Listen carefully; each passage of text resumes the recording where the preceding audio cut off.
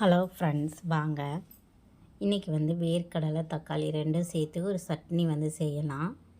அதுக்கு நான் வேர்க்கடலை ஒரு கிளாஸ் எடுத்திருக்கேன். எண்ணெய் எதுவுமே ஊற்றாமல் இப்படி நல்லா வறுத்து எடுத்துக்கோங்க. வறுத்த வேர்க்கடலையாக இருந்தால் பண்ண வேண்டாம். வறுக்காததுன்னா இப்படி நல்லா வறுத்து எடுத்துக்கலாம்.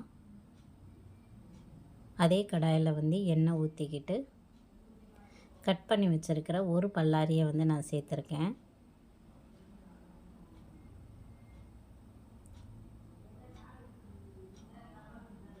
பல்லாரியவும் நல்லா வதக்கிக்கோங்க.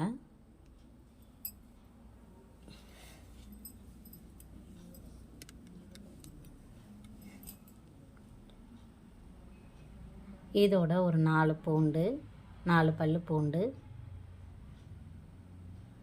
காரத்துக்கு ஏற்ற மாதிரி 3 வத்தல். நான் 3 சேர்த்துருக்கேன். உங்களுக்கு எவ்வளோ தேவையோ அதுக்கு ஏற்ற மாதிரி காரத்துக்கு ஏற்ற மாதிரி சேர்த்துக்கோங்க.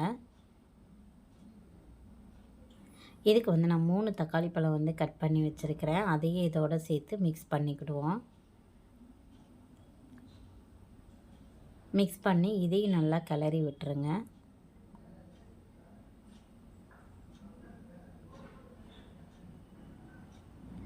இது நம்மளுக்கு நல்லா வதங்கணும். கொத்தமல்லி கொஞ்சம் இருந்துச்சு அப்படின்னா இது ஆப்ஷனல் தான். இருந்துச்சு அப்படின்னா சேர்த்துக்கோங்க.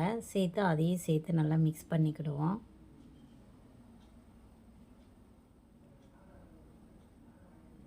இது நல்லா வதங்கிருச்சு அப்படின்னா இதை எடுத்து இதோடு சேர்த்து வேர்க்கடலையும் சேர்த்து அரைச்சி எடுத்துகிட்டு வந்துடலாம்.